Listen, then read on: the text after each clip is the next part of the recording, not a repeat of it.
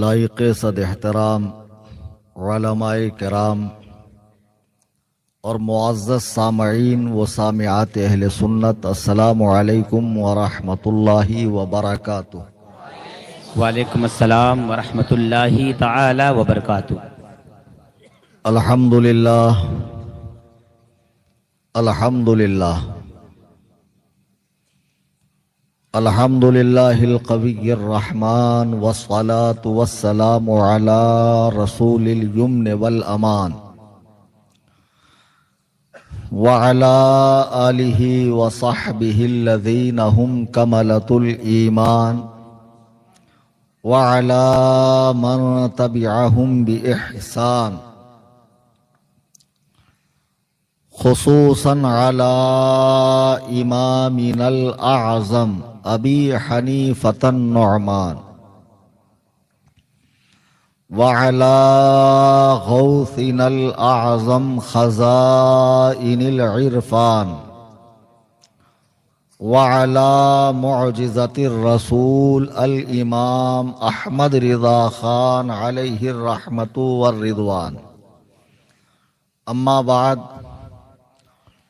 قال اللہ تبارک و تعالی فی القرآن المجید والفرقان الحمید، فاعوذ باللہ من الشیطان الرجیم، بسم اللہ الرحمن الرحیم، ولا تلبسوا الحق بالباطل وتکتموا الحق وانتم تعلمون،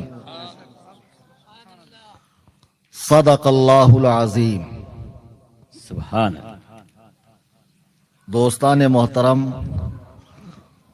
برادران اہل سنت، بالخصوص اسٹیج پر اس گاؤں اور قرب و جوار اور دور و دراز سے تشریف لائے جماعت اہل سنت کے مقتدر علماء کرام، اور میری نگاہوں کے سامنے جو ایک عظیم الشان انسانی سروں کا سیلاب بیٹھا ہوا ہے، جو اس گاؤں سے بھی ہے اور دور و دراز سے بھی تشریف لائے، وہ میرے تمام پیارے سنی، جنتی، حنفی، بریلوی بھائیوں، سبحان اللہ، جی لگا کر اپنے آقا و مولا جناب احمد مجتبی محمد مصطفیٰ صلی اللہ صلی اللہ علیہ وسلم کی بارگاہ میں ہدیہ درود و سلام پیش کریں۔ اللہم صلی علی سیدنا و مولانا سیدنا مولانا محمد بارک وسلم وعلی آلہ وصحبہ وبارک وسلم، صلاۃ و سلام علیک یا رسول اللہ، صلاۃ و سلام علیک یا رسول اللہ صلی اللہ تعالی علیہ وسلم۔ رکھ دیا۔ یقین جانیے کہ جب میں ہبلی ایئرپورٹ سے اس گاؤں کے لیے آ رہا تھا، بیچ میں بالکل سونا علاقہ، جنگل علاقہ، میں بار بار اپنے میزبان سے کہہ رہا تھا کہ مجھے کس گاؤں میں لے جا رہے ہو، کس چھوٹے سے قریے میں لے کے جا رہے ہو، وہاں لوگ آئیں گے نہیں آئیں گے، جلسہ سکسیز ہوگا نہیں ہوگا، بار بار کڑکڑی لگا رہا تھا میں، سمجھے؟ تو وہ بولے حضرت آپ بے فکر رہیے، ہم نے بہت اچھے سے پرچار کیا، پرسار کیا، کوئی کسر نہیں اٹھائی۔ اور جب میں جلسہ گاہ میں پہنچا اور علماء کی ایک بڑی جماعت اور عوام الناس کو تا حد نگاہ میں دیکھ رہا ہوں، اور بالخصوص سیدہ زہرا طیبہ طاہرہ کی کنیزیں بھی بڑی تعداد میں موجود ہیں، تو خدا کی قسم دیکھ کر میرا دل جو ہے باغ باغ ہو گیا۔ واہ واہ، سبحان اللہ، واہ آپ سبحان اللہ، ماشاء اللہ۔ خلوص و للہیت کے جذبے سے سرشار ہو کر اس گاؤں میں پہلی مرتبہ اتنا بڑا پروگرام ہو رہا ہے، گاؤں کے علماء نے، اماموں نے، اور خاص طور سے یہاں کے نوجوانوں نے، بزرگوں نے بہت اچھا قدم اٹھایا کہ ہم ایک بڑا جلسہ کریں گے، علماء کو بلائیں گے۔ یقین جانیے کہ آپ کا جلسہ کامیاب ہو گیا۔ سبحان اللہ۔ نعت خاں نے بہت اچھی نعت رسول بھی پڑھی، اور دوران نعت اصلاح معاشرہ کا بھی پیغام دیا۔ نقیب صاحب کی نقابت بھی بہت عمدہ ہے، اور مجھ سے پہلے جو مقرر صاحب گرج رہے تھے، برس رہے تھے، کل ملا کر یہ کہ تقریر ان کی کامیاب تھی۔ باقی تو ترجمہ تو آپ لوگ سمجھتے ہی ہے اور مجھے سمجھنے کی حاجت نہیں ہے۔ تو ماشاءاللہ بہت اچھی تقریر ان کی رہی. اب میں جب یہاں آیا تو سارا دن میں اپنے میزبانوں سے ہمارے یہ علماء کرام جن کے نام اشتہار میں ہے، مولانا نظام الدین صاحب، ابو بکر صدیق امجدی، شاعر صاحب امجد رضا صاحب قبلہ اور وسیم اکرم امجدی، ان سے میں نے بار بار پوچھا مجھے تقریر کرنی کیا ہے. تو ان لوگوں نے بتایا حضرت گاؤں کے اندر الحمدللہ سنیت کا زور ہے، شور ہے، غلبہ ہے، شہرا ہے، چرچا ہے، سب کچھ ہے، لیکن تھوڑی سی کیڑ لگ گئی ہے کچھ ادھر ادھر کے اور کچھ جماعتوں کے ذریعے. یہاں پر باقاعدہ وہابیوں کی ایک مسجد تو بنی ہے، دوسری کی تیاری ہے، اور ہمارے اپنے لوگ سنی صحیح العقیدہ مسلمان علم نہ ہونے کی بنا پر ان کے ساتھ اٹھنا بیٹھنا کھانا پینا ملنا جلنا کر رہے ہیں. ایک بہت اچھی بات یہ ہے کہ آپ نے خواتین کا گوشہ الگ کیا اور خواتین بھی تشریف لائیں. اچھی بات یہ ہے کہ جب خواتین دین کو سمجھتی ہے تو وہ اولاد کی تربیت دینی ماحول میں کرتی ہے. سبحان اللہ. اور پھر اس کے بعد واہ اس کرناٹک کی سرزمین پر ہمارے بزرگوں کے بڑے احسانات ہیں، بالخصوص جن کا سب سے زیادہ احسان میں مانتا ہوں کہ عمر کی اس منزل میں جب لوگ گھر کو چھوڑنا پسند نہیں کرتے، ہم جیسے نوجوان مولوی پروگرام دینے میں آنا کانی کرتے ہیں، وہ روز و شب دورہ کر کے گاؤں گاؤں دیہات دیہات جا کر سنیوں کو جگا رہے ہیں. میری مراد حضور محدث کبیر کی ذات ہے سبحان اللہ. سبحان اللہ. بے شک حق ہے کہ واہ. جن کا احسان ہے اس کرناٹک کی سرزمین پر بے کہ یہ شک. سنیت کا چمن لہلہاتا ہوا نظر آ رہا ہے. یہ شاداب چہرے، شگفتہ چہرے، مسکراتے چہرے حضور محدث کبیر کا احسان عظیم ہے. تو ہمارے بزرگوں کا آنا جانا ہے. اب وہابیوں کو یہ سنیت کی شادابی دیکھی نہیں جا رہی ہے، وہ بھی بہت ایڑی چوٹی کا زور لگائے ہیں کہ کسی طرح ہمارا کام بھی پھلے پھولے، لوگ ہمارے پاس آئیں اور ہمارا سلسلہ بھی آگے بڑھے. تو بہت سے لوگ جن کو علم نہیں ہے وہ دونوں کو مسلمان سمجھنے کی بنا پر، نمازی سمجھنے کی بنا پر قرآن دونوں ایک ہی پڑھتے ہیں، ایک ہی اللہ کا نام لیتے ہیں، ایک ہی رسول کا نام لیتے ہیں. دونوں کا مذہب حنفی بھی ایک ہی ہے، اور 100 سال سے اوپر دونوں جماعتوں کے بزرگ بھی ایک ہی ہے. 100-150 سال سے اوپر زیادہ خاص فرق نہیں ہے. یہ سب مولویوں کے چوچلے ہیں، مولویوں کے جھگڑے ہیں. ہمیں ان جھگڑوں میں نہ پڑ کر ہمیں جو ہے ایک دوسرے سے معاملات اچھے رکھنا چاہیے. جہاں موقع ملے نماز پڑھ لینا چاہیے. دین یہاں سے سیکھو یا وہاں سے سیکھو، اچھی بات لے لو بری بات چھوڑ دو. اس طرح کی ایک جنرل سوچ لوگوں کی بنی ہوئی ہے اور لوگ دونوں طرف آنے جانے کا سلسلہ کر رہے ہیں. آج کی اس نشست میں اپنی بات کو بہت ہائی نہیں رکھوں گا کہ باؤنس کر جائے. بہت آسان صاف لفظوں میں آپ کو ایک پیغام دے کر جاؤں گا. سنیت ایک الگ مذہب ہے، وہابیت ایک الگ فکر ہے جس کی پیدائش انگریزی دور میں ہندوستان کے اندر ہوئی ہے، اور ان سے دور رہنا، ان کی تعلیمات کو سمجھنا، ان کے افکار و نظریات کو جاننا کتنا ضروری ہے. میرے بزرگوں اور دوستوں، میں آپ سے ایک بات پوچھنا چاہتا ہوں. ایک معمولی سا فون پرچیز کرنے کے لیے جب آپ مارکیٹ میں جاتے ہیں، کتنی شاپس وزٹ کرتے ہیں، کتنے ماہرین کی آرا کو آپ سنتے ہیں کہ کس کی کیا رائے ہے اس بارے میں. یوٹیوب پہ کتنے ویڈیوز آپ دیکھ لیتے ہیں کہ مجھے یہ موبائل لینا ہے تو لوں یا نہیں لوں. میں سوچ میں پڑ گیا کہ کوئی بھی ایک معمولی چیز جو ہم لینا چاہتے ہیں اس کے لیے دنیا بھر کی جانچ پڑتال کرتے ہیں. جب بات ایمان اور عقیدے کی آتی ہے تو ہم اتنے بھولے اور اتنے سادے کیوں ہو جاتے ہیں کہ جہاں موقع ملا نماز پڑھ لیا، جہاں موقع ملا جماعت میں جا کر بیان سن لیا، جہاں موقع ملا اس جماعت کی کتاب دین کے نام پر اٹھا کر لا کر گھر میں رکھ رہا ہے، قرآن کا ترجمہ لا کر رکھ رہا ہے. خدا کی قسم یہ لاپرواہی تمہیں بہت بھاری پڑے گی. اگر تم اپنی اولادوں کو بد عقیدگی دے کر چلے جاؤں گے تو تمہاری قبروں پہ فاتحہ پڑھنے والا کوئی نہ ہوگا، تمہیں ایصال ثواب کرنے والا کوئی نہ رہے گا، بلکہ اس کا گناہ ہمیشہ ہمیشہ تمہیں ملتا رہے گا۔ آج کی اس نشست میں آپ کو یہ اچھے سے سمجھ کر اٹھنا ہے کہ تمہارے گاؤں کے اندر جو تبلیغی جماعت ہے جس کا کنیکشن دیوبند سے ہے، اور دیوبند کا وجود انگریزی دور اقتدار کے اندر انگریزی حکومت میں ہندوستان میں عمل میں لایا گیا، اس کے پیچھے کی غرض کیا ہے، اس کے پیچھے کی وجہ کیا ہے، اگر آپ نے یہ سمجھ لیا، خدا کی قسم تم کبھی گمراہ نہیں ہو سکتے ہو۔ بے شک۔ عزیزان گرامی وقار،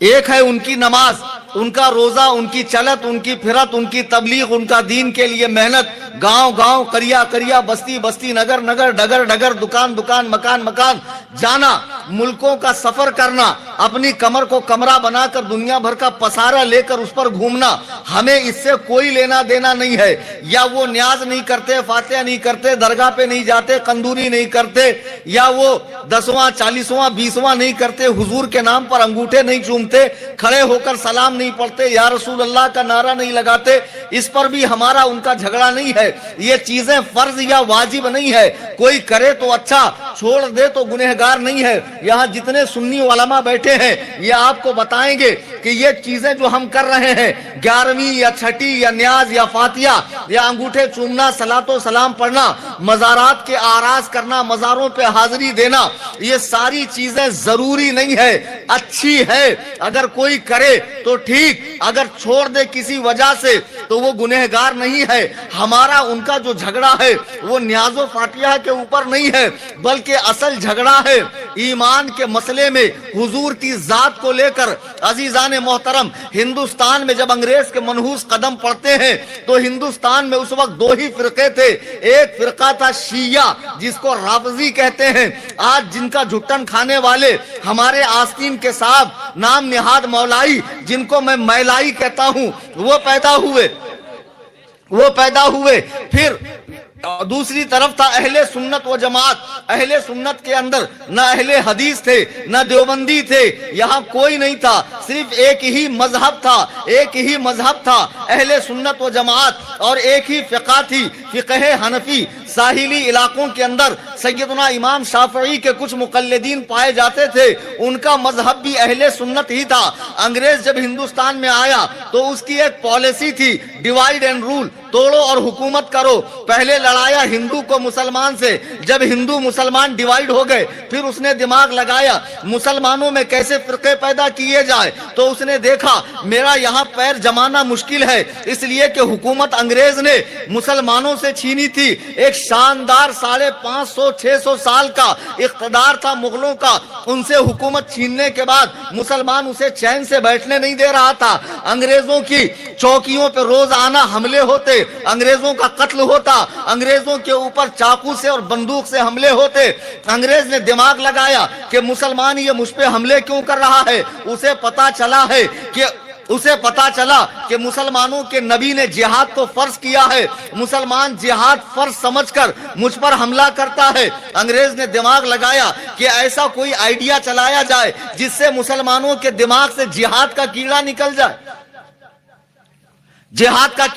جائے، مسلمان جہاد کو غلط سمجھے، بیکار سمجھے۔ تو یہ کیسے پاسبل ہے؟ جب اللہ کے نبی نے جہاد کو فرض کیا تو کوئی مولوی اگر حرام کہے تو مسلمان مانے گا نہیں، کوئی عالم اگر حرام کہے مسلمان مانے گا نہیں، کوئی مفتی اگر حرام کہے مسلمان مانے گا نہیں۔ انگریز بڑا ہوشیار ہے، اس نے دماغ لگایا کہ نبی نے جہاد کو فرض کہا تو جہاد کو منسوخ کرنے کے لیے مجھے نبی بنانا پڑے گا، اللہ اکبر، نبی بنانا پڑے گا۔ جب ایک نبی آ کر کہے جہاد ختم تو مسلمان مان لیں گے، لیکن مسلمان نیا نبی مانیں گے کیسے؟ جب مسلمانوں کا بچہ جانتا ہے کہ آدم سے لے کے عیسیٰ تک جتنے نبی آنے تھے آ گئے، جب تخت نبوت پر آمنہ کا لال آ گیا تو اب سلسلہ نبوت کو اللہ نے بند کر دیا۔ بے شک۔ حضرت جابر بن سمورہ کہتے ہیں ایک مرتبہ بھری دوپہر میں اپنے گھر سے حضور کے گھر مبارک کی طرف آیا تو دیکھا سرکار کے جسم اقدس پہ کوئی کپڑا نہیں ہے، اور آپ کے جو کندھے ہیں پیچھے کی طرف سے دونوں شانو ہے، اس کے بیچ میں کبوتر کی انڈے کے برابر ایک ابھار ہے جس پر صاف لکھا تھا خاتم النبیین، یعنی یہ سلسلہ نبوت کو بند کرنے والے ہیں۔ جب مسلمان کو پتا ہے کہ حضور کے بعد نیا نبی آ ہی نہیں سکتا تو مسلمان نیا نبی مانے گا کیسے؟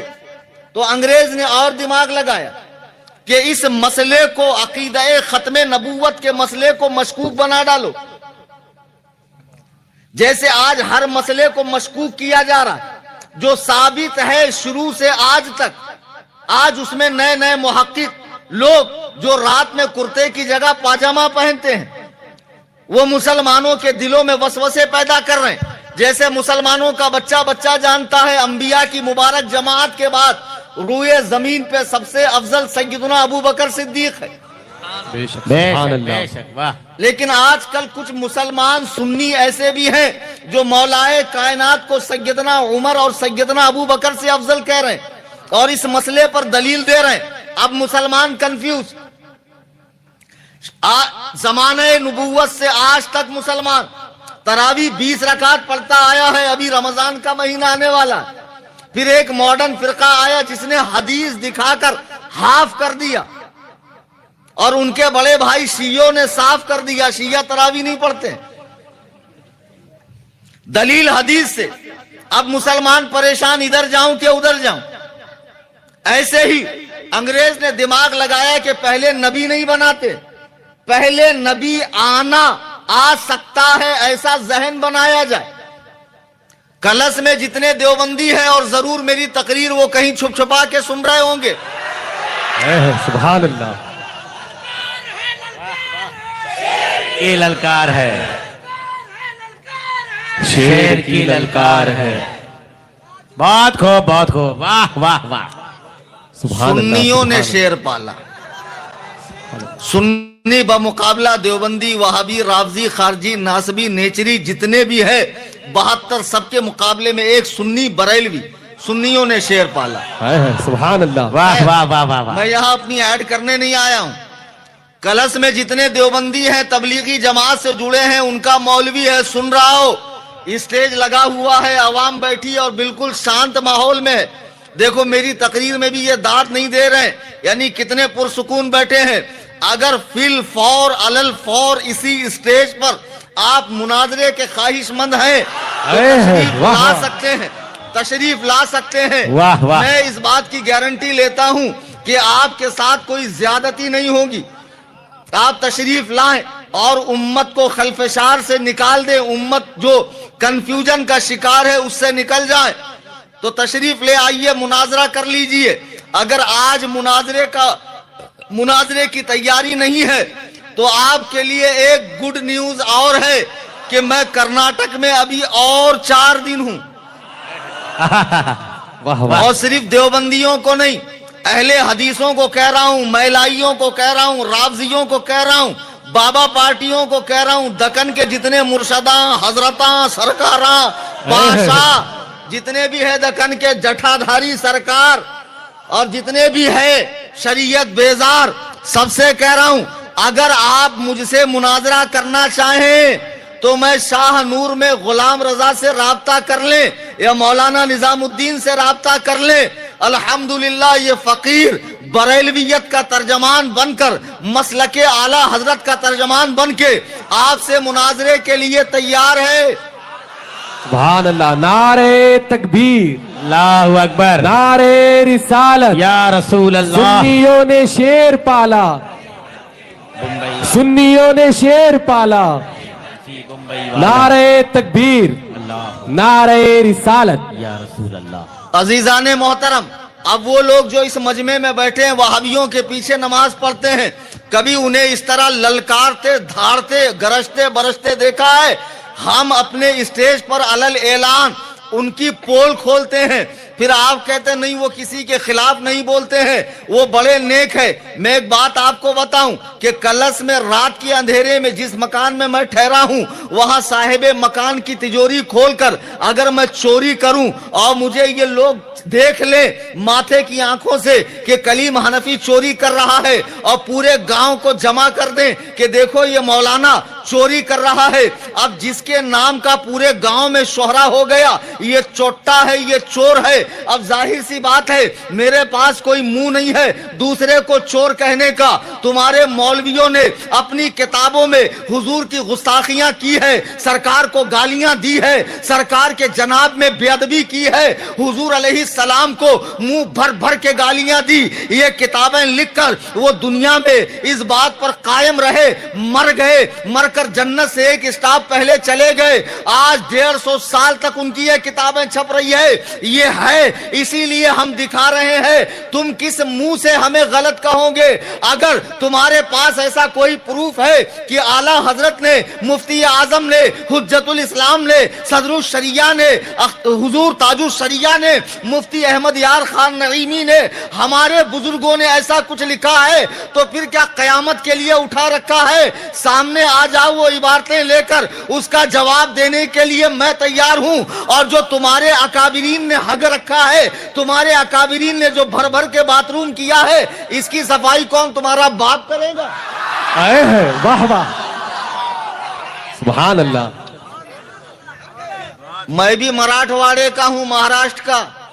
हर 150 किलोमीटर पे जबान थोड़ी बदल जाती, लेकिन तकरीबन मिलती है। हमारे यहाँ के लोग बोलते नहीं बोलना ये खांदे को बुरा, किसी के फटे में पैर नहीं डालना, अपने साबुन से दूसरे के कपड़े नहीं धोना, ऐसे मीठे मीठे बातें मेरे सामने नको करो।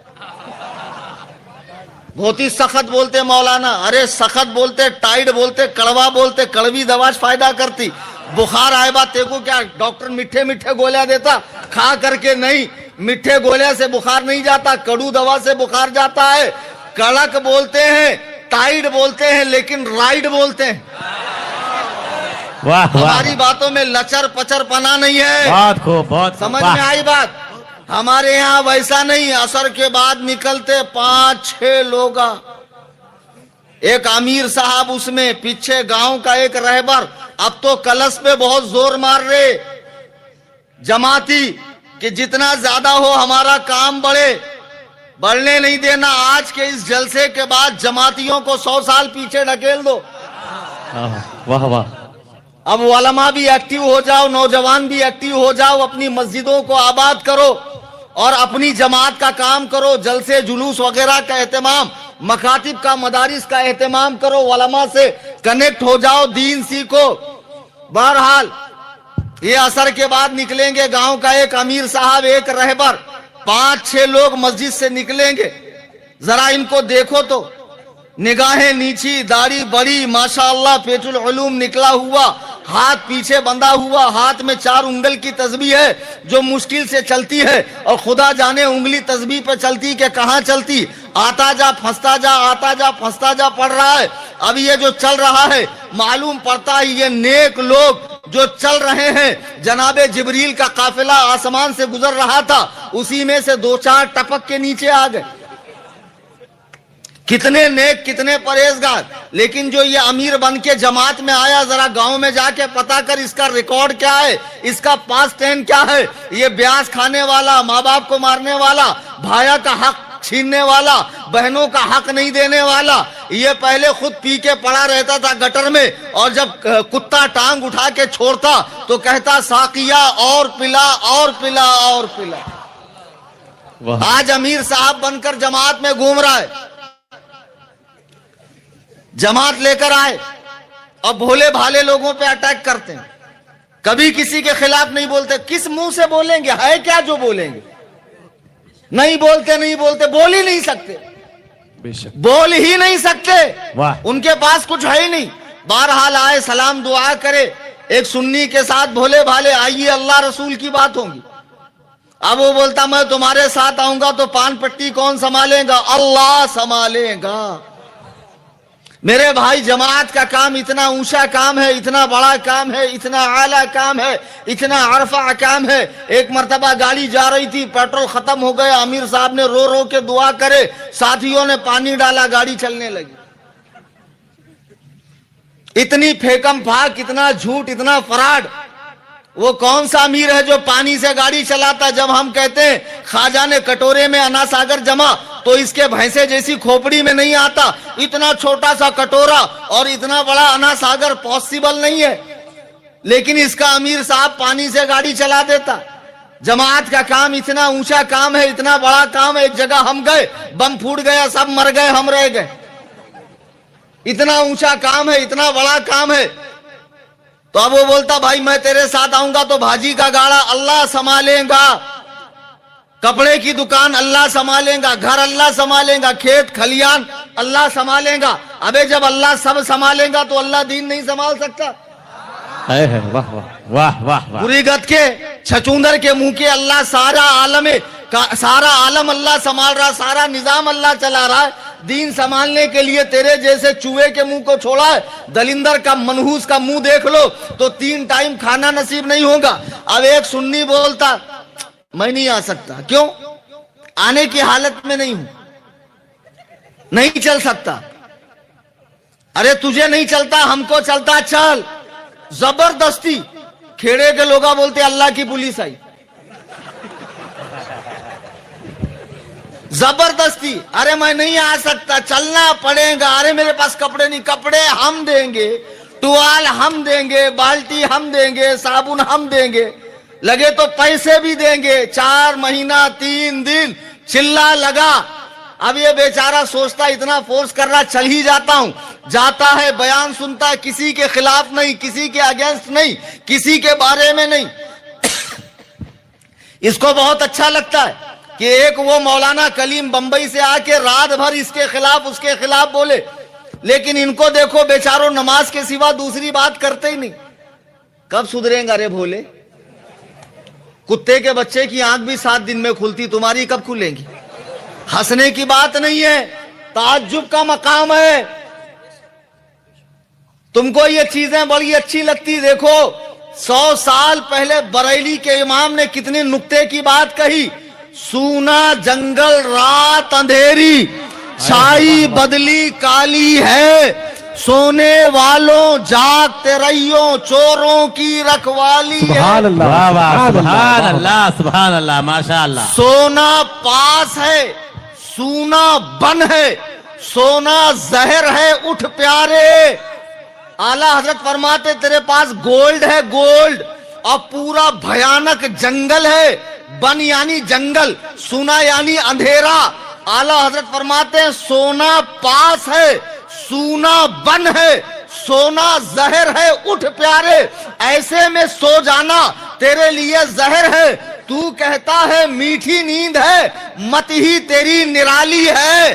جاگ جاؤ, ہوشیار ہو جاؤ. یہ جو بہت میٹھے میں تجھے لے رہا ہے, تجھے بڑا اچھا لگ رہا ہے, مان دے رہا ہے, سامان دے رہا ہے, نماز کی بات کر رہا ہے, اللہ کی بات کر رہا ہے, گڑ گڑا رہا ہے, نماز پڑھ پڑھ کے 5 روپے کا سکہ پیشانی پہ بنا رہا ہے. تجھے لگ رہا ہے یہ بڑا ہی اللہ والا اور جنتی ہے.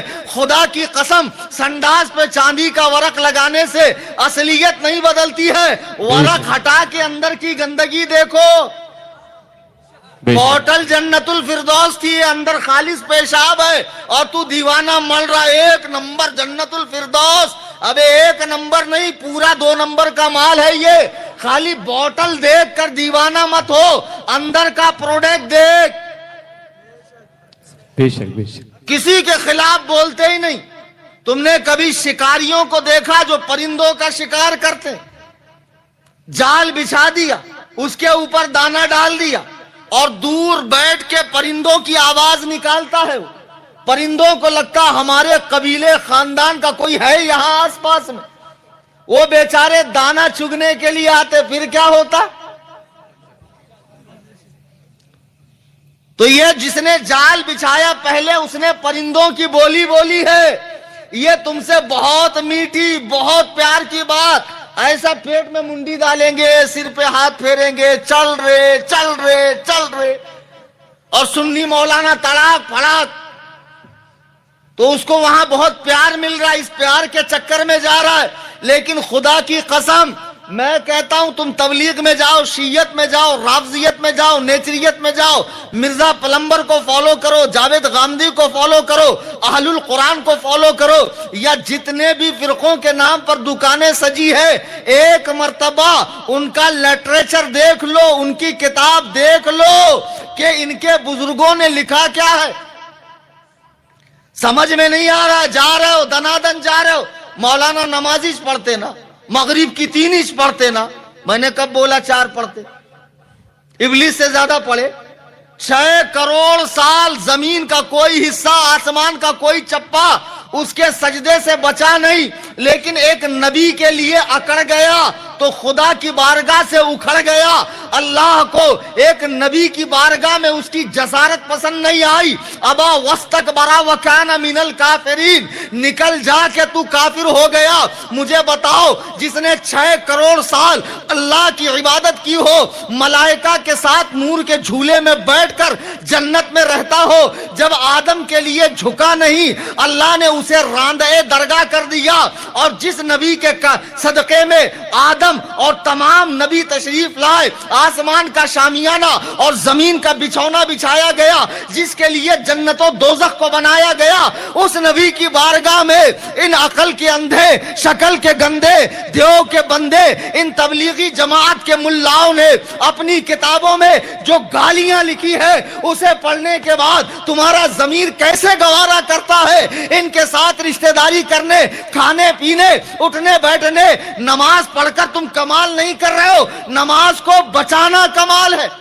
بے شک۔ ارے بے وقوف، مجھے بتا کہ اگر اللہ تعالی کسی شخص کو اتنی دولت دے کہ وہ چاندی کے اینٹ اور سونے کی چھت لگائے اور ہیرے جواہرات پیس کر، ریتی سیمنٹ کی جگہ ہیرے جواہرات پیس کر وہ ان اینٹوں کے اندر رکھے، مسجد کا ڈائریکشن قبلہ ادھر رکھنے کے بجائے تھوڑا سا ادھر رکھ دے، اس مسجد میں نماز ہوگی؟ ہو جانا چاہیے، مینج کر لو، تھوڑا سا ایڈجسٹ کر لو، کیا ہوتا؟ مسجد ہی ہے نا، کتنی مہنگی ہے نا، کتنے پیسے لگے نا۔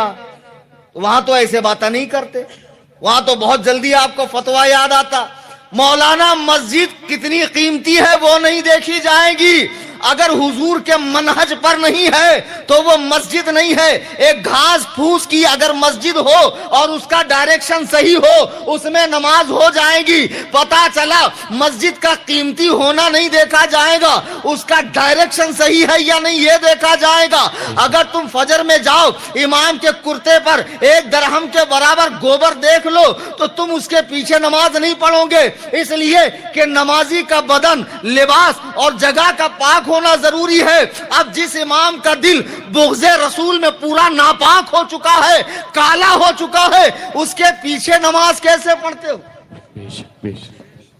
ابھی میں نے کتاب نہیں دکھائی، واہ بہت کلش کے دیوبندیوں، تمہاری بھی آنکھ کھول لو، جو ادرے گدرے ہیں دونوں ناؤں میں جنہوں نے پیر رکھا، بی پی ایل بن پیندے کے لوٹے، نر نمادی حیدرآبادی، جدھر بوجا ادھر سو جا، کنفیوژن کا شکار، ادھر جاؤ کیا ادھر جاؤ، کبھی انہیں صحیح نکلا تو۔ ایک دلندر مجھے بولتا بمبئی میں تو کس کے خلاف نہیں بولتا، میں نے کہا کیوں؟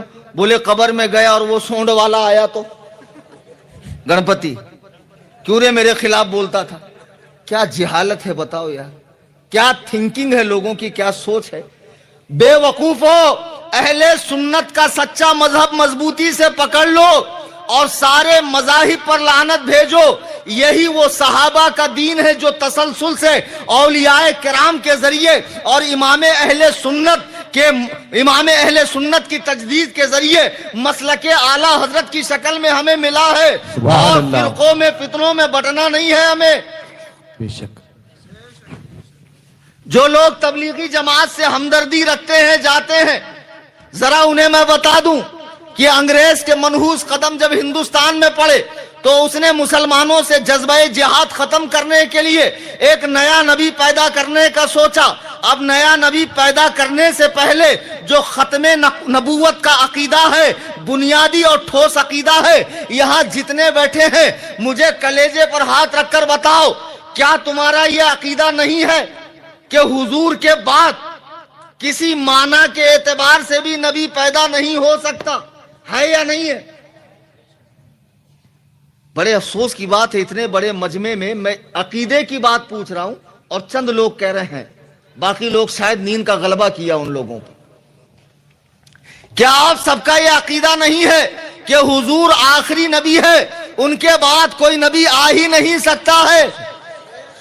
بے شک یہ عقیدے کی بات ہے اور ڈنکے کی چوٹ پہ ہونا چاہیے، اور بریلوی بولتا ہی ڈنکے کی چوٹ پر ہے، دب کر لچک کر نہیں بولتا ہے، بریلوی کہتے ہی اسے ہیں۔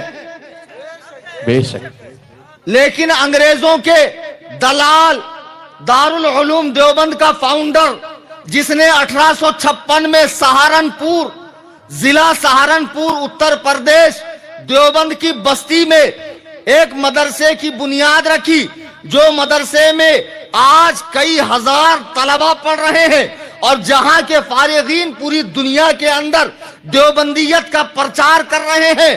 تبلیغی جماعت کا جو فاؤنڈر ہے مولوی الیاس کاندلوی، وہ بھی اسی مدرسے کا پڑھا ہوا ہے اور وہ بھی اسی تعلیم کو لے کر آگے بڑھ رہا ہے۔ اس مدرسے کے فاؤنڈر مولوی قاسم نانوتوی نے اپنی کتاب تحذیر الناس،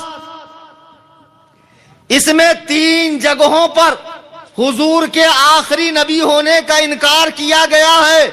اللہ صفحہ نمبر 4 پر دیکھ لو، صاف لکھا ہے کہ عوام کے خیال میں حضور کا آخری نبی ہونے کا مطلب یہ ہے کہ آپ سب سے لاسٹ میں آئے، یعنی وہ یہ کہہ رہا ہے کہ حضور اگر آدم سے پہلے آتے تب بھی آخری نبی ہوتے، نوح سے ابراہیم سے پہلے آتے تب بھی آخری نبی ہوتے۔ تو لوگوں نے پوچھا وہ کیسے؟ تو یہ کہہ رہا حضور صرف مرتبے میں آخری ہے، اللہ زمانے کے اعتبار سے آخری نہیں ہے، خاتم رتبی ہے، خاتم زمانی نہیں۔ او کلس کے دیوبندیوں، تبلیغیوں، یہ تمہارا امام ہے جس کا نام ہے حجت الاسلام مولانا قاسم نانوتوی، بانی دارالعلوم دیوبند، اپنی کتاب تحذیر الناس میں حضور کے خاتم زمانی ہونے کا انکار کر رہا ہے۔ اللہ اکبر۔ اب جب تم ان کو بتاؤ گے کل کہ بمبئی سے مولانا آئے تھے، انہوں نے کتاب کھول کر بتائی، تو پہلے تو بولیں گے بھائی وہ مر گئے، ان کے اعمال ان کے ساتھ، ہمارا کیا معاملہ ہے وہ دیکھو۔ تو کہنا بے وقوفوں، جب تک تم ان کی کتاب کو چوراہے پر رکھ کر جلا نہیں دو گے اور انہیں کافر نہیں سمجھو گے، اللہ کی قسم ہمارا تمہارا اتحاد ہو ہی نہیں سکتا۔ نعرہ تکبیر، اللہ اکبر، نعرہ رسالت، یا رسول اللہ، علماء اہل سنت، زندہ باد، سنیوں نے شیر پالا، بمبئی والا، سنیوں نے شیر پالا، کلیم حنفی بمبئی نعرہ والا۔ تکبیر۔ واہ واہ واہ واہ، ہمارا تمہارا اتحاد، اس لیے کہ اتحاد ہمارا تمہارا معاملہ دنیا کی دولت کا یا کھیت میں پانی دینے کا یا پراپرٹی کا نہیں ہے، خدا کی قسم سرکار کی ذات کا معاملہ ہے۔ میں نے ایک دیہات وزٹ کیا، وہاں دیکھا ایک کھیت میں بھری دوپہر میں ایک نوجوان ہل چلا رہا ہے، پسینے میں ڈوبا ہوا ہے، اس کا بوڑھا باپ ایک درخت کے نیچے بیٹھا ہے، ایک شخص اچانک آ کر اس کے بوڑھے باپ کو ایک تماچا مارتا ہے، یہ نوجوان اپنا ہل چھوڑ کر اس تماچا مارنے والے کی درگت بناتا ہے، حالت خراب کرتا ہے۔ اس کو میں نے روک کر پوچھا، اے نوجوان، اس نے تو اس بوڑھے کو مارا، پھر تجھے کیا ہوا جو تو آپے سے باہر ہو گیا؟ وہ نوجوان کہتا مولانا یہ بوڑھا میرا باپ ہے۔ تو میں نے کہا اس سے کیا فرق پڑتا ہے، مارا تو تیرے باپ کو ہے، پھر تجھے غیرت کیوں آئی؟ وہ کہتا مولانا جب حملہ باپ پر ہو تو حملہ باپ پر نہیں، بیٹے کی غیرت پر، بیٹے کی جوانی پر، بیٹے کی تعلیم پر، بیٹے کی تربیت پر ہوتا ہے۔ دنیا میں وہ کون سا بے غیرت بیٹا ہوگا جو اپنے باپ کو سامنے مار کھاتا ہوا دیکھے؟ دنیا میں ایسا کوئی بے غیرت بیٹا نہیں ہے۔ اللہ کی قسم کروڑوں باپ اور کروڑوں مائیں میرے آقا کے قدموں پہ قربان، جن کے آخری نبی ہونے کا انکار مولوی قاسم نانوتوی نے کیا ہے۔ اللہ اکبر۔ دیوبندیوں تمہارا ہمارا اختلاف چلے پر چھٹی پر چلت پر پیرت پر حلقے پر 6 بات 5 کام تمہارے اجتماعات پر تمہارے دروس پر تمہارے فضول اعمال کے حلقے پر نہیں ہے. ہمارا تمہارا بنیادی اختلاف حضور کی ذات پر ہے. بے شک. آئی سمجھ میں؟ یہ معمولی مسئلہ سمجھ کے اس کو ایسے ہی ہوا میں مت جانے دو. معمولی مسئلہ ہے. مولانا نے آ کے جذبات میں بیان دیا کل قیامت میں اللہ کے حضور میں بھی رہوں گا. یہ دن تاریخ لکھ لی گئی ہے, تم بھی رہو گے. میں اللہ کے حضور کہوں گا مولا میں نے بمبئی سے وہاں تک کا سفر کیا اور رات جاگ کر پسینہ بہا کر چلا چلا کر انہیں حق و باطل کا فرق سمجھایا تھا. اس کے بعد بھی اگر یہ نہیں مانے تو پھر تیرے ہاتھ میں فیصلہ ہے. خدا کی قسم آج عزم مصمم کر کے اٹھو. مرتے دم تک اللہ و رسول کے گستاخوں سے ہمارا کوئی تعلق نہ ہوگا, اس لیے کہ حضور کی سچی محبت ہی کامل ایمان ہے. اعلیٰ حضرت فرماتے ہیں انہیں جانا انہیں مانا نہ رکھا غیر سے کچھ کام. للہ الحمد میں دنیا سے مسلمان. واہ واہ واہ واہ, بہت عمدہ. یا رسول اللہ زندہ باد زندہ باد زندہ باد. اللہ اکبر. یا رسول اللہ. ان کے جاہل جواب دیں گے. کل جب آپ پوچھو گے تحذیر الناس قاسم نانوتوی کی صفحہ 4 سے 5 تک حضور کو خاتم رتبی مانا گیا, خاتم زمانی نہیں. اور اس سے بھی بھینکر بات صفحہ نمبر 40 پر اسی کتاب میں کہ نیا نبی آ سکتا ہے. اللہ اکبر. نیا نبی آ سکتا ہے صفحہ 40 پر. یہ کتاب ہاتھ میں نے پکڑا ہے. دیوبندیوں کے امام صاحب اگر آپ کہیں چھپ چھپا کر سن رہے ہو تو آ جاؤ دیکھ لو.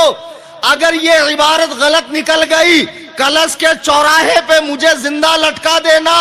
اللہ کی قسم کھا کر میں کہتا ہوں تم قیامت آ سکتی ہے. وہ دن کبھی نہیں آئے گا جب تم اپنے اکابرین کے کفر کا بوجھ اٹھاؤ. سنیوں سے کہیں گے چھوڑو یار وہ لکھے وہ لکھ کر مرے گے, ان کے اعمال ان کے ساتھ. آج ہمیں کیا کرنا ہے وہ دیکھو. اس طرح بہلائیں گے پھسلائیں گے تو آپ صاف کہنا کہ جس جماعت سے آپ کا کنیکشن ہے اس کے اکابرین کا اسلام سے تعلق کٹا ہوا ہے, اس لیے مجھے آپ سے رابطہ نہیں رکھنا. اب دوسرا ان کا مولانا کہے گا کہ بھائی بات یہ ہے آپ کو مولانا نے دھوکہ دیا. وہ تو حضور کی شان بیان کرتے ہوئے سمجھا رہے تھے. اور اس بات پر جو حرم کے علماء نے کفر کا فتویٰ دیا ہے, مولانا احمد رضا نے ہمارے اکابرین کی عبارتوں کو بدلا ہے. عربی ٹرانسلیٹ کرتے وقت انہوں نے عبارتوں کو بدلا ہے.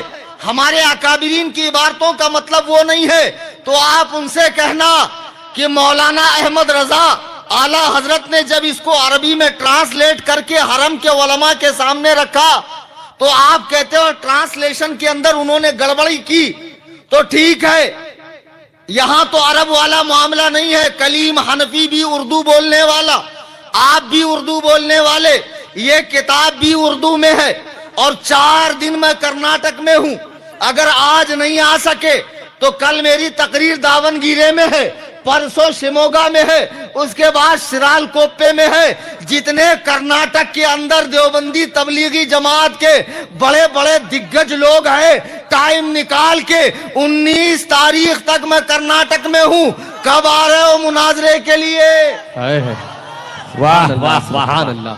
اور میں 5 گھنٹے بھی نہیں لگاتا مناظرے میں. ہاں ادھر بہت جلدی رزلٹ نکل جاتا ہے. عصائے کلیم اجدہائے غضب ہے. کوئی پرتبے صدیق ہوتا ہے, کوئی پرتبے عمر ہوتا ہے, کوئی پرتبے نوح ہوتا ہے, کوئی پرتبے موسیٰ ہوتا ہے. اعلیٰ حضرت کے باغ میں سبھی طرح کے پھول آپ کو مل جائیں گے. بے شک بے شک سبحان اللہ. اب مجھے بتاؤ کہ اس دیوبندی عالم نے حضور کے آخری نبی ہونے کا انکار کیا. نیا نبی آ سکتا ہے, کیونکہ حضور جو آخری ہے وہ کس چیز میں ہے؟ اتنی دیر میں بھی آپ نہیں سمجھے تو مناظر کیسے بنو گے، ڈیبیٹ کیسے کرو گے؟ جب دیوبندی آپ کو سوال پوچھیں گا تو اس کو لاجواب کیسے کرو گے؟ ہمارے لوگوں کا یہی آ کے تو دماغ نہیں چلتا، خالی بریانی کھانے دو، عرس منانے دو، دھنگانا ڈالنے دو، دھمال ڈالنے دو، قوالی شریف کی محفل ہو وہاں بڑا دماغ چلتا ہے۔ تقریر میں جو بات میں پوائنٹ ٹو پوائنٹ بتا رہا ہوں آپ کے سمجھ میں نہیں آ رہی۔ دیوبندی عالم نے حضور کو صرف مرتبے کے حساب سے خاتم مانا ہے، آخری، زمانے کے حساب سے آخری نہیں مانا، جبکہ میرے آقا خاتم رتبی بھی ہے، خاتم زمانی بھی ہے، خاتم مکانی بھی ہے۔ ہمارا عقیدہ ہے آمنہ کے لال کے بعد، عبداللہ کے در یتیم کے بعد تخت نبوت پہ کوئی کسی معنی کے لحاظ سے نبی آ ہی نہیں سکتا ہے، نہ ذلی نبی، نہ بروزی نبی، نہ تشریعی نبی، نہ غیر تشریعی نبی، نہ ایک پہلو سے نبی، نہ ایک پہلو سے امتی، کسی معنی مفہوم کے لحاظ سے نبی پیدا ہو ہی نہیں سکتا ہے۔ 7 طبق آسمان اور 7 طبق زمین میں اللہ نے حضور کو آخر الانبیاء بنا کر بھیجا ہے۔ اب مہر نبوت کو کوئی توڑ ہی نہیں سکتا ہے، لیکن جب اس نے کہا نبی آ سکتا ہے تو میرے ہاتھ میں ایک کتاب ہے ختم نبوت کی حقیقت، اور اس کتاب کا مصنف ہے مرزا بشیر ایم اے، یہ بیٹا ہے مرزا غلام احمد قادیانی کا۔ جو لوگ تبلیغی جماعت میں جا کر ان کے نماز روزے کو دیکھ کر اچھا سمجھتے ہیں، ذرا غور کریں، ان کے مولانا نے کہا نبی آ سکتا ہے تو پنجاب میں نبی آ گیا۔ اللہ اکبر۔ یہ کتاب میرے پاس قادیانی جماعت کی ہے اور یہ ایزی نہیں ملتی ہے، اب تو انٹرنیٹ پر اویلیبل ہے۔ میں نے اسے پراپر قادیان سے پرچیز کیا ہے۔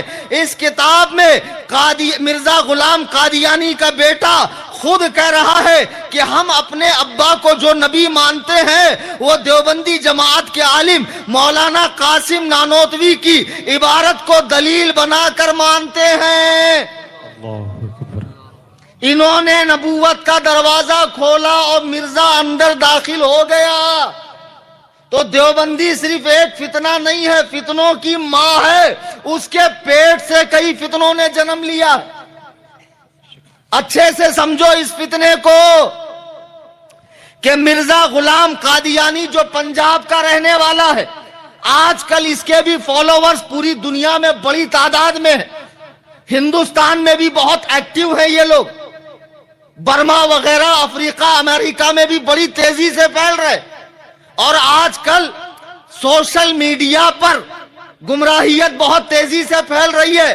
سنی نوجوانوں میں تم سے گزارش کرتا ہوں، یہ جو موبائل ہے اسے آپ دنیاوی کام کے لیے رکھیں، دین سیکھنے کے لیے نہ رکھیں۔ علماء کے وجود کو اللہ کی رحمت سمجھیں، علماء سے رابطہ کر کے دین سیکھیں۔ اگر انٹرنیٹ پہ دین سیکھنا ہے تو جس چینل کو، جس آئی ڈی کو سنی عالم چلاتا ہو اسی سے کنیکٹ ہو کر دین سیکھیں، ورنہ آپ کو معلوم ہے پلے اسٹور میں قادیانیوں کا ترجمہ کیا ہوا قرآن ہے۔ آپ کو فرق سمجھ میں آئے گا کس کا ہے کس کا نہیں؟ پڑھو گے گمراہ ہو جاؤ گے۔ یہ بار بار چیخنا چلانا کیوں ہو رہا ہے؟ تاکہ تم اچھی طرح سے سمجھ جاؤ، انٹرنیٹ سے دین سیکھنا خطرے سے خالی نہیں۔ لوگ کہتے مولانا ہمیں فرق نہیں پڑتا، طارق ذلیل کا بیان، جوکر نائک کا بیان، مرزا انجینئر کا بیان، ہم نے سننے والوں کو دیکھا، سنتے سنتے دماغ ڈائیورٹ ہو گیا، کچھ بات اچھی لگی، پھر اچھے کے اندر جو باطل بات تھی اس میں فرق نہیں کر پائے، اس کو بھی قبول کر لیا اور اچھی خاصی تعداد گمراہ ہو گئی۔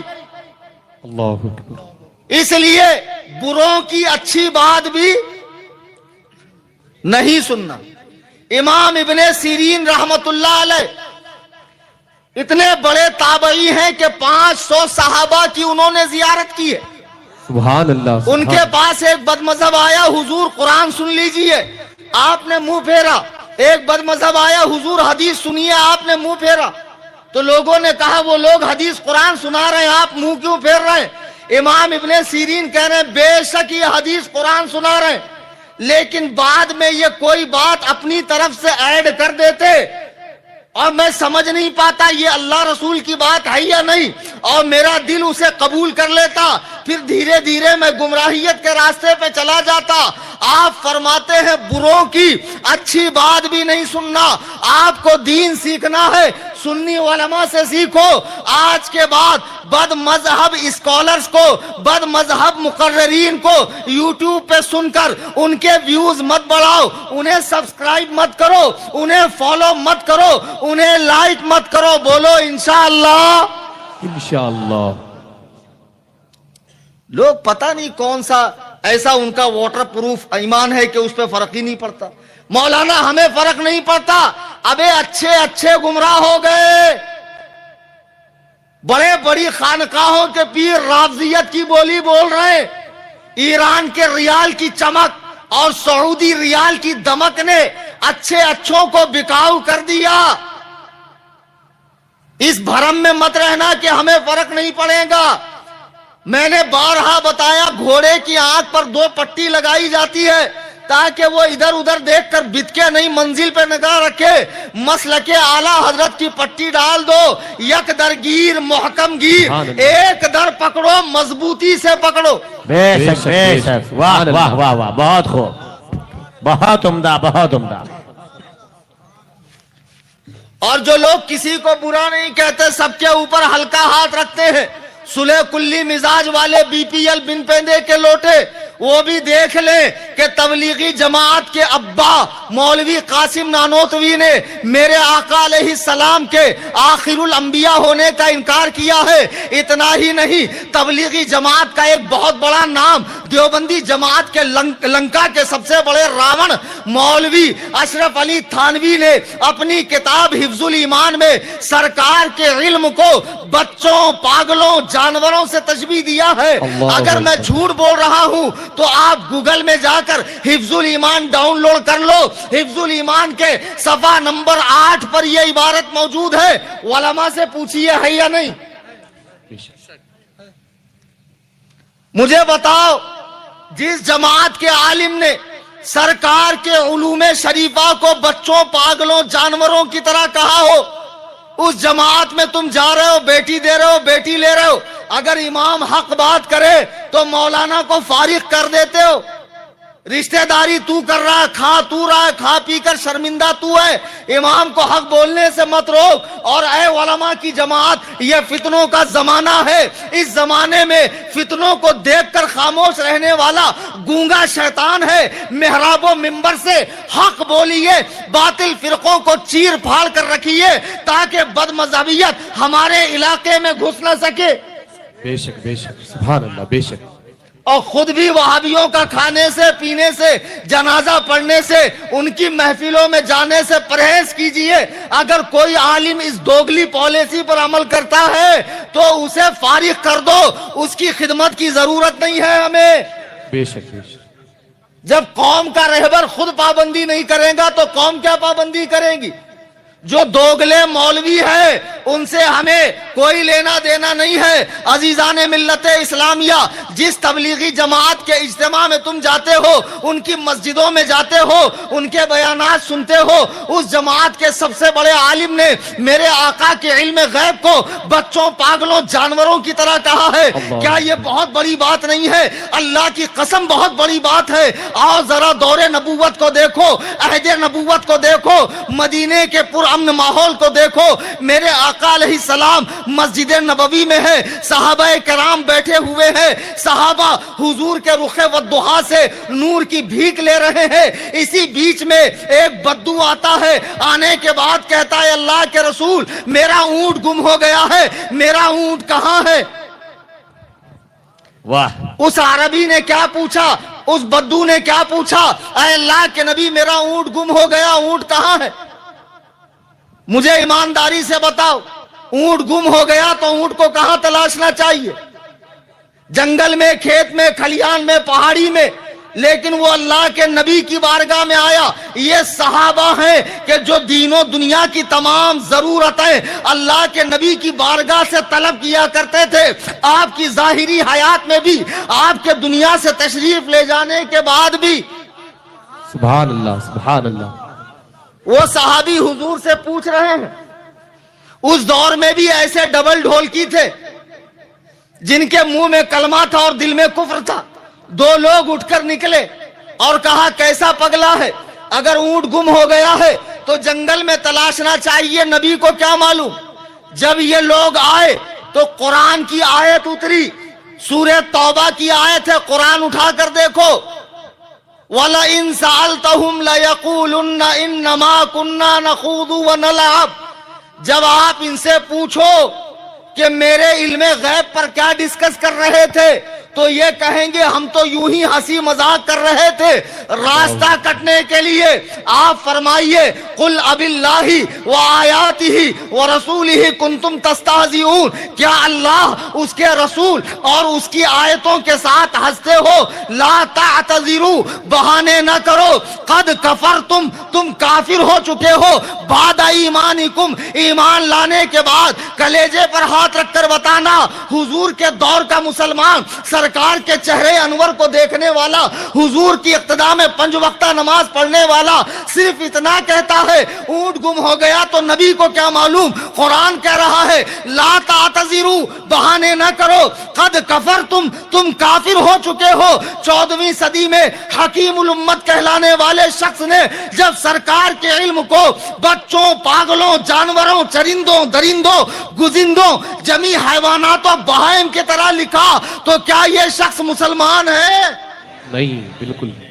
अब जब ये मुसलमान नहीं रहा तो इसके मिशन को लेकर आगे बढ़ने वाली जमात के लोग, इनका इस्लाम से क्या ताल्लुक, भोले ना बनो। हमको तो पता ही नहीं था। जहालत ये कोई उज्र नहीं है, इल्म सीखो। कल ये बोलकर आप नहीं छूट सकते मुझे पता नहीं था, तो आपको 2 गुना मिलेगा, एक तो उस गलत काम करने का, दूसरा न सीखने का। सीखा क्यों नहीं? आज भी समझ जाओ अच्छे से कि अहले सुन्नत व जमात मसलके आला हजरत यही मसलके हक है, और इसके मुकाबले में जितने मसालिक और मजाहिब और जमातें पैदा हो रही है ये सब बातिल है। मुबारकबाद है कलश के मुसलमान जिन्होंने ये अजीमुशान जलसा मुनाकिद किया और लोगों की आंखें खोलने के लिए इस फकीर का इंतखाब किया। आज के इस जलसे पाक में मैंने देवबंदियों की बातें खोल खोल कर बता दी कि अकाबिरे देवबंद हुजूर के आखिरी नबी होने के मुनकिर है। अल्लाह। और ये तकरीर की हद तक ही चैलेंज नहीं है, मैंने आपको 19 तारीख तक का बता दिया मैं कहां कहां हूं।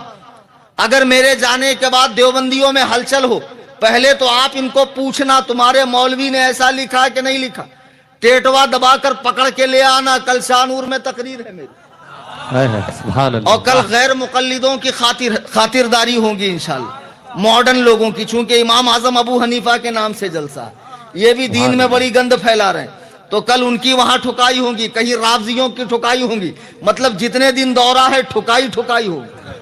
सुभान अल्लाह। अबू हनीफा और रजा, अबू हनीफा और रजा, अल्लाहु अकबर, या रसूल अल्लाह। मेरे भाइयों, बुजुर्गों, दोस्तों, जैसे डॉक्टरी फील्ड के अंदर 2 लोग होते हैं, एक फिजिशियन होता है, एक सर्जन होता है। एक खाली ऐसा लगा के तपासता और बताता जा दवा ले ले, और एक चीरता है, फाड़ता है, सर्जरी करता है, जख्म साफ करता है, आपको हमेशा के लिए स्वस्थ बनाता है। मौलवियों में भी इसी तरह 2 है, फिजिशियन है, सर्जन है। मैं सर्जन मौलवी। जैसे इंजीनियरिंग के अंदर 2 है, सॉफ्टवेयर और हार्डवेयर, मैं हार्डवेयर वाला इंजीनियर हूं। बातें कड़वी है, बुरी है, सख्त है, लेकिन हक है कि नहीं? हक है, हक है, हक है। अब ऐसा जरूरी थोड़ी कि सबको अच्छा लगे, कोई बहुत मुंह बना लेगा, ऐसा नहीं बोलना था, इतना नहीं बोलना था, थोड़ा कम बोलना था, थोड़ा नमाज पे भी बोलना था। जलसे का जो उन्वान है उसी पर मैं बात करूंगा ना, बेशक। और ऐसा थोड़ी है कि अगर मैंने नमाज पर तकरीर नहीं की तो कोई सुन्नी आलिम नमाज पर तकरीर नहीं करता। ये चोचले बाता मत किया करो लोगों को बहकाने फुसलाने के लिए। मेरा जो उन्वान था उस पर मैंने तकरीर की और तुम्हें पैगाम देकर जा रहा हूं कि ये तबलीगी जमात जो बहुत भोली, बहुत नेक, बड़े परहेजगार नजर आते हैं, कब समझोगे आप इन भगत बगलों को? एक बगला था, तालाब के करीब रहता था। तालाब में पानी सूखने लगा, तो जब पानी सूखने लगा तो करीब आया, एक मछली से कहता है कि बगल के गांव में बहुत बड़ा तालाब बन रहा, अगर आप कहो तो एक न एक दिन यहाँ का पानी सूख जाएगा, आप लोग तड़प तड़प के मर जाओगे, तो मैं आप लोगों को वहां पहुंचाऊं। तो मछलियों ने कहा तुम्हारे ऊपर हम कैसे भरोसा कर सकते, तुम तो मांसाहारी आदमी हो, शाकाहारी तो हो नहीं। नहीं बोले, मैंने बहुत दिन हुआ, डॉक्टर ने कहा कि आपके लिए नॉन वेज सही नहीं है, तो मैंने बिल्कुल प्योर वेज खाना शुरू किया है। अब मछलियों ने इस पर एतमाद करना शुरू किया, भाई ठीक है हमको फलां गांव में पहुंचा दे।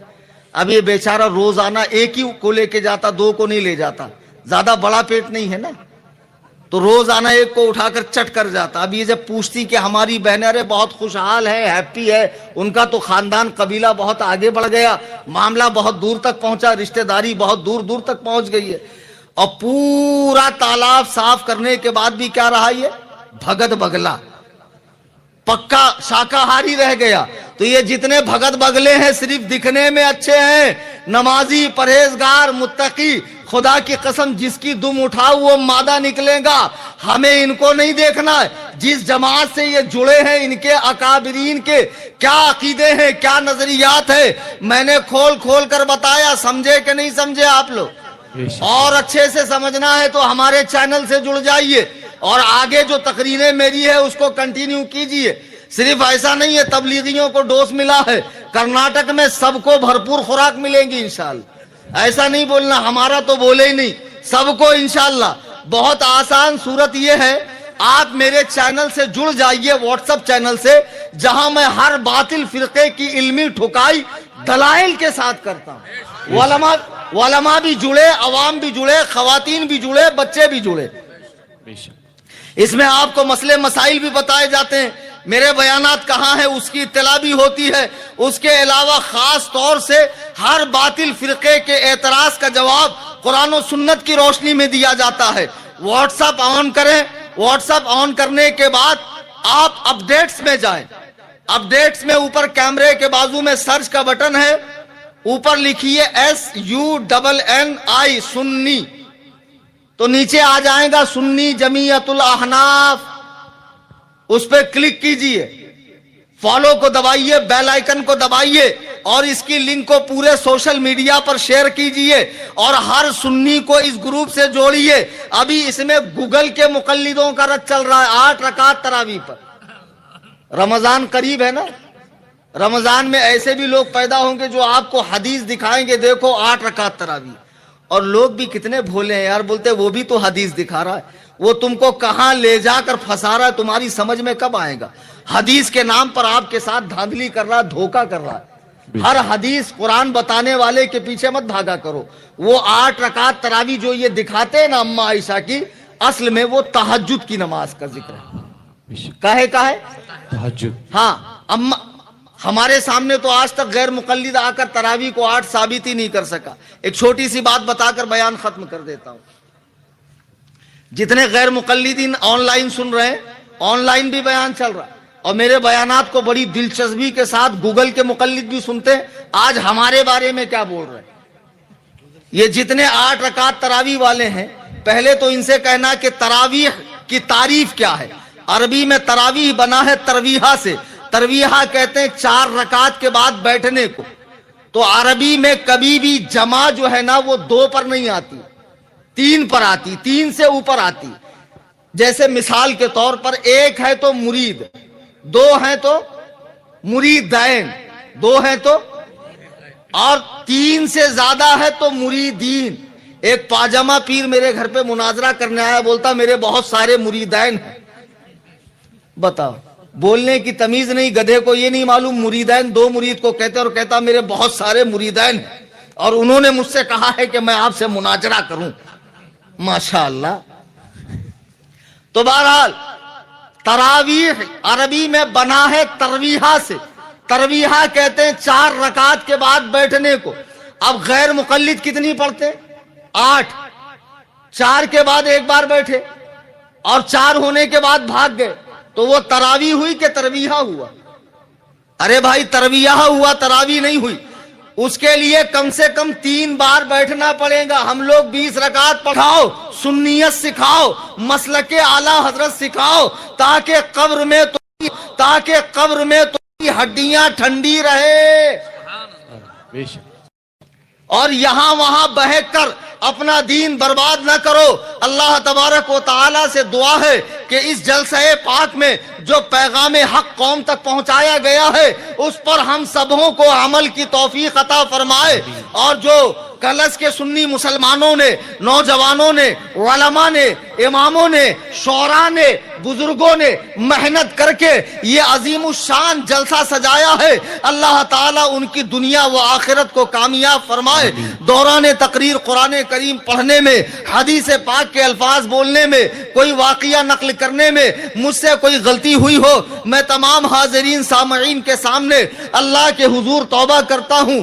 استغفر اللہ رب من کل ذنب واذنبت الیہ. لا الہ الا, آپ بھی کلمہ پڑھ لیں, لا الہ الا اللہ محمد رسول اللہ صلی اللہ علیہ وسلم. شاید کہ اتر جائے تیرے دل میں میری بات, انداز بیاں گرچہ بہت شوق نہیں, وما علینا الا البلاغ. سبحان اللہ.